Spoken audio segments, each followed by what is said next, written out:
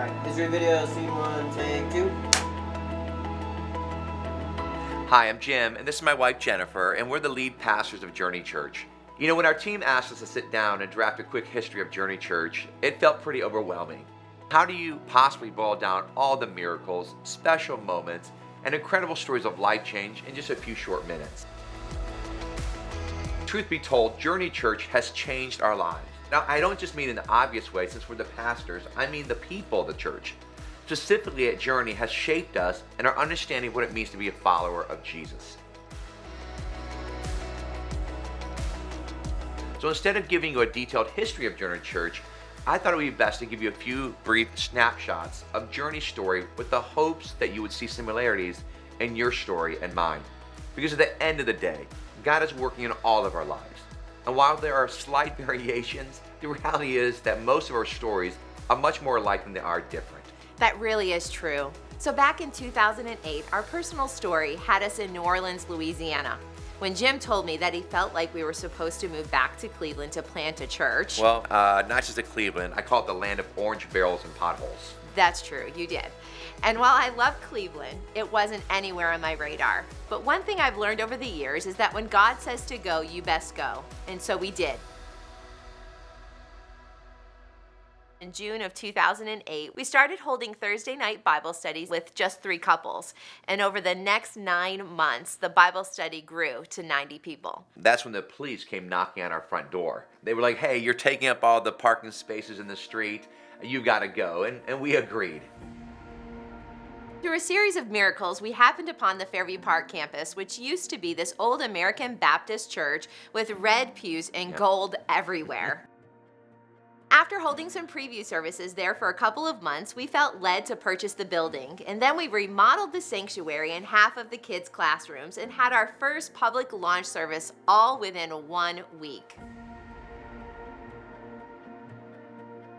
From the beginning, there seemed to be this activity of God that's really difficult for me to put into words. You know, at our first public service on March 28th, 2009, there were 374 people in attendance. And then the next week, we grew in reverse. 140 people came out. But these 140 people were world changers. I love the early days of Journey because there was so much grit and tenacity and creativity. Simply because we had to. We didn't have a lot of money or staff or resources, really. There was just this really strong, passionate core of people who believed in loving God more and loving more people. We got this crazy idea for this thing called Big Serves. We said we wanted to be a church that gathered on the weekend and then walked outside the 4 walls of the church to serve people in their community. I think the Big Serves was my idea, but... Oh, absolutely not. It was mine. The Big Serves came out of this desire we had for people to really catch the heartbeat of Jesus, which is serving others, and then inviting your friends to get together and make an impact in their community. Once Big Serves took off, the church really started to grow spiritually and numerically. And by June of 2009, we had to add a second service. And within the first year, 400 people started attending weekly. Year 2, we grew to 650, and we just kept growing from there. And all this growth was really, really exciting, and it was awesome, a huge blessing, but it also presented us with a problem. The vision of Journey Church was never to have thousands and thousands of people going to church in one location. Our heart was to establish local churches that made an impact in their own community, and in turn planted other churches to impact their communities. So from the beginning, even though we didn't fully understand what it meant, we said we wanted to be a multi-site church. And now all these years later, we are really seeing what God meant by that. God has continued to do so much more than I really ever thought possible.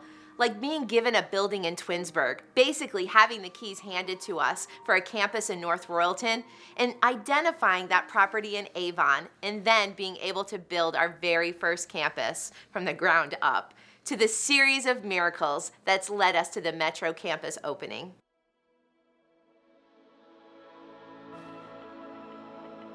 You know, I think this takes us back to what we said earlier. At the end of the day, God is working. He's moving. He's active. God promises to build His church. I remember He spoke so clear to me one day when I was worried about trying to solve things on my own. He said, Jim, I will build my church. I just need you to be obedient to what I'm asking you to do. And really, it's the same in our lives. The story of Journey Church isn't much different from my story or Pastor Jennifer's story or even your story. It's the story of God calling his people to be a movement. That's the thing about movements, is they move.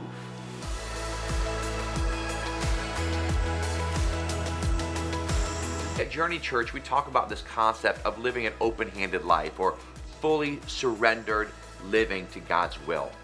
That starts with giving him our time, our talents, our treasures, and really the scariest part, our plans. To be part of God's movement, it often requires us to surrender to his plan and to move accordingly. That's what happened to Jennifer and I when we moved from New Orleans to Ohio. That's what happened when we stepped out in faith and purchased the Fairview Park campus building. It's what happened when we planted every campus really after that. And we believe it's what will happen in your life when you decide to move.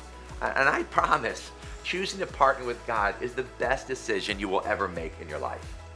We love you so much. We're so glad that you're here with us at Journey, and we look forward to seeing how you and your family can take your next steps to living a fully surrendered life.